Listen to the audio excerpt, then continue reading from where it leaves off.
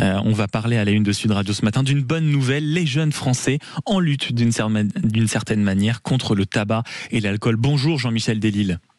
Bonjour. Vous êtes psychiatre addictologue et président de la Fédération Addiction. C'est le résultat en tout cas d'une enquête européenne sur la consommation de substances addictives. La France est une bonne élève. Dans le sens bon élève, les jeunes Français ne sont pas les premiers bien sûr à en consommer. On est d'accord, il n'y a pas du tout de point noir sur ce tableau. C'est entièrement une bonne nouvelle. Les chiffres sont éloquents. On peut se réjouir, Jean-Michel Delisle ? Absolument, oui, parce que les chiffres sont très favorables aussi bien pour le tabac que pour l'alcool, que pour le cannabis, mais même les autres drogues illicites. Et non seulement c'est une bonne nouvelle parce que nous sommes bons élèves, mais elle est d'autant meilleure que nous étions très mauvais élèves ces 10 dernières années. Donc en fait, on a rattrapé notre retard. Maintenant, on est vraiment en position favorable, ce qui est très encourageant pour l'avenir, parce que ce sont les consommations de ces jeunes à 16 ans qui prédisent un peu ce qui va se passer quand ils vont grandir, quand ils auront 20 ans, 25 ans, 30 ans. Donc on peut imaginer que c'est quelque chose qui, pour peu que les efforts soient poursuivis, évidemment, contribuera à donner des bons résultats dans les années à venir. Et je vous prie de m'excuser pour ma voix, je suis enrhumé. Mais je vous en prie, ça fait une très belle voix de radio, il y a un petit côté vieux film comme ça des années 80, moi je suis totalement amoureux, il n'y a aucun sujet. Ou peut-être que c'est l'abus de cigarette, mais ça c'est un... non, je ne fume pas. Plaisante. Enfin, je ne fume plus, je plaisante, j'ai fumé il y a longtemps. Je plaisante. Non, en réalité, ma question sur les chiffres dont on devait réellement se réjouir, c'est parce que je voulais vous demander s'il n'y avait pas de trompe-l'œil. C'est vrai que les chiffres sont éloquents. En 10 ans, on a divisé par jeunes les jeunes on a divisé par 5 les jeunes qui pouvaient fumer quotidiennement. Seulement 20% des Français de 16 ans avaient déjà expérimenté le tabac, ce qui est un niveau très faible. Il n'y a pas de trompe-l'œil parce que c'est-à-dire que on va pas ensuite venir nous expliquer qu'en réalité, il y a des chiffres qui nous échappent parce que peut-être qu'ils fument moins, mais quand ils fument, c'est du cannabis qui est absolument coupé avec un taux de THC très élevé. Et s'ils boivent, ils boivent peut-être beaucoup moins, mais ils boivent à coup de binge drinking et ils se mettent des cuites une fois par semaine. Vous voyez, il n'y a pas ce genre d'ambiguïté. Bien sûr. Alors effectivement, concernant l'alcool, en tout cas, il y a une évolution des modes de consommation. On passe de mode de consommation quotidienne massive à tous les repas, ceux de ma génération, des temps passés, à un mode plus anglo-saxon avec une non-consommation la semaine à table de substances alcoolisées, notamment de vin.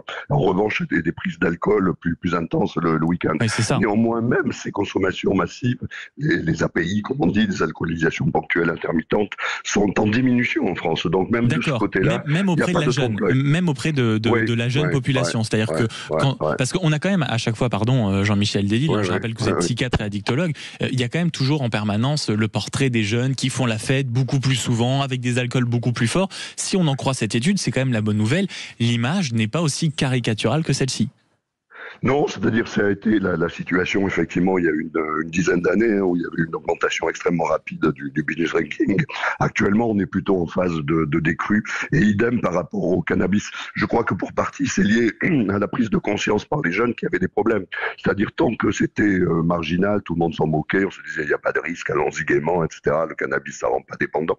Et puis finalement, du fait de l'augmentation des années 90-2000, les jeunes ont vu autour d'eux d'autres jeunes qui avaient des problèmes liés au cannabis, liés aux alcoolisations massives, des problèmes aigus. C'est une prise de conscience peut-être, parce que c'est étonnant quand on voit le chiffre de circulation de la drogue en France, quand on voit tout ce qui peut s'acheter aujourd'hui par Internet. C'est pour ça que je vous posais la question de la fiabilité de ces chiffres. On a du mal à se dire que oui, bien sûr, la jeunesse est responsable, elle boit moins, elle fume moins.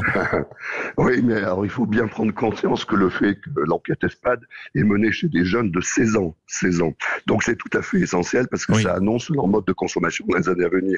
Ce qui augmente actuellement en termes de consommation dans le pays, que ce soit cannabis ou cocaïne, c'est plutôt chez les 25-30 et les 35-40. C'est-à-dire que c'est les jeunes qui avaient 16 ans lors de l'enquête ESPAD de 1999 ou de 2000. C'est-à-dire à une époque où effectivement... En fait, ça prépare les consommations de demain. Voilà.